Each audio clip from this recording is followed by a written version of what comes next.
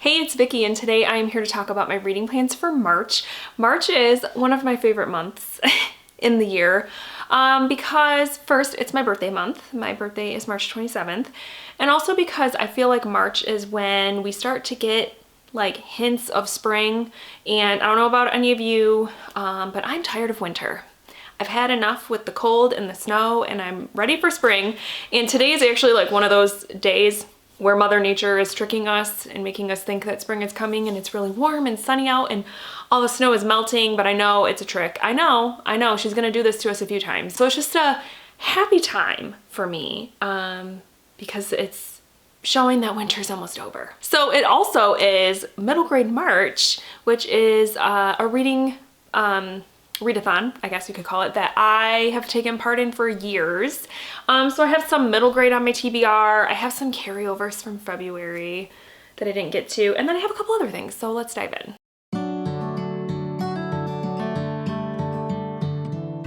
So first we're gonna do the carryovers from February that I didn't get to. There were 3 of them.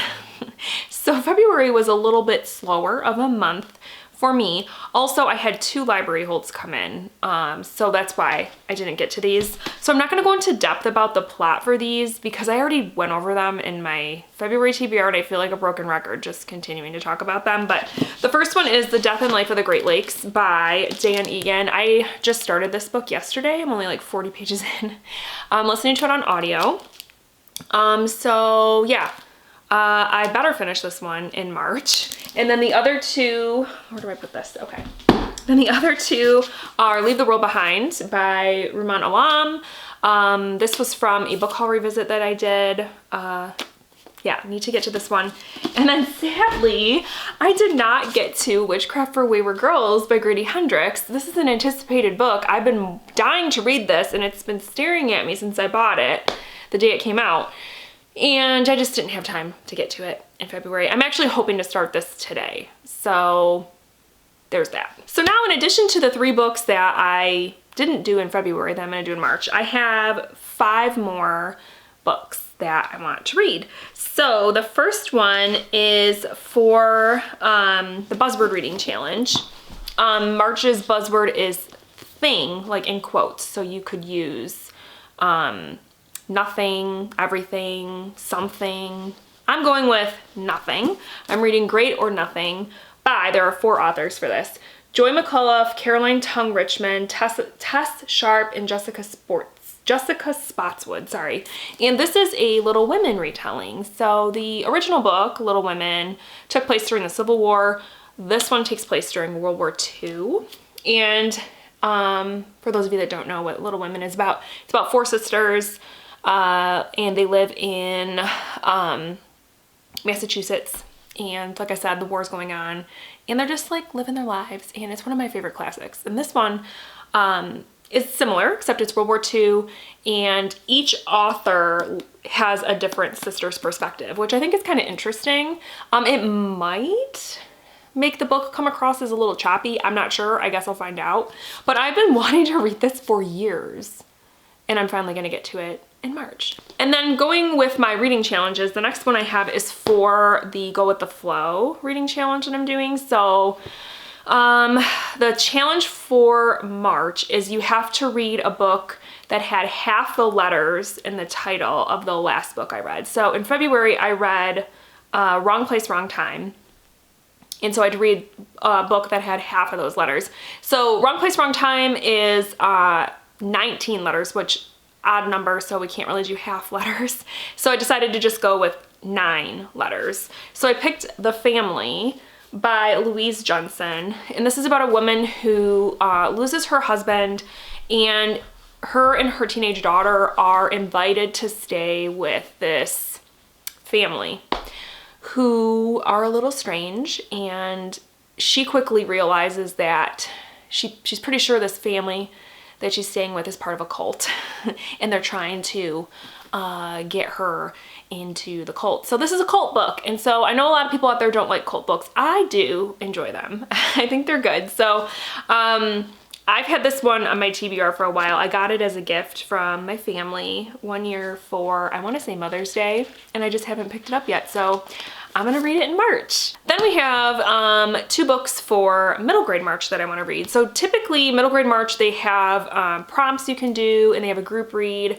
And this year, I've decided not to do any of those. And they don't make you, it's not required. So I'm not. But I did still want to read a couple middle grades in March. So I picked 2 that were on my physical TBR that I've been meaning to read. The first one is The House with a Clock in Its Walls by John Bellairs. And this is one about a young boy who moves into his uncle's house. And his uncle and his neighbor, I think, are into witchcraft. And they start kind of like teaching our main character, whose name is Lewis, sort of their witchcrafty ways. And then Lewis, mistakenly, while messing around with magic, he causes something to happen. He resurrects the former owner of the house.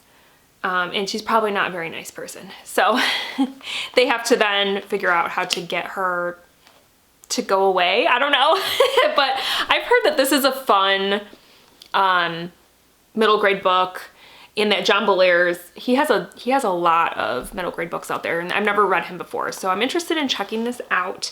And then the other middle grade that I have is The Dollhouse Murders by Betty Run Wright, and I have read one other Betty Run Wright, and I really, really liked it. She writes like middle grade, or wrote, I should say, middle grade horror, spooky stuff.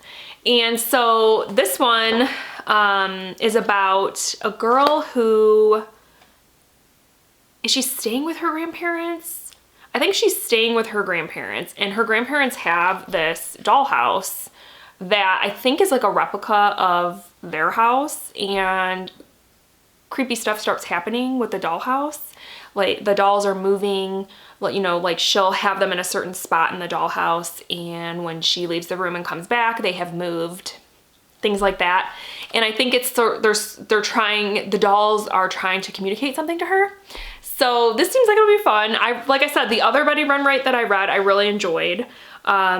I do love middle grade horror, so I'm excited to check this out. And then my last book for March is for my goal to read Stephen King to 0. And I'm still trying my best to read his books in order, and I kind of forgot about this one, so I kind of have to backtrack a little bit. But I'm going to be reading Storm of the Century, which is a screenplay. Was it a movie, made-for-TV movie, miniseries? I can't remember. But anyway, they did actually make this into something.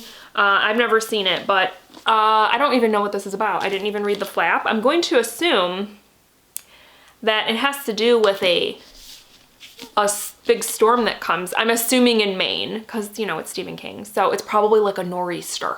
And people are probably trapped together or something, and there's some drama.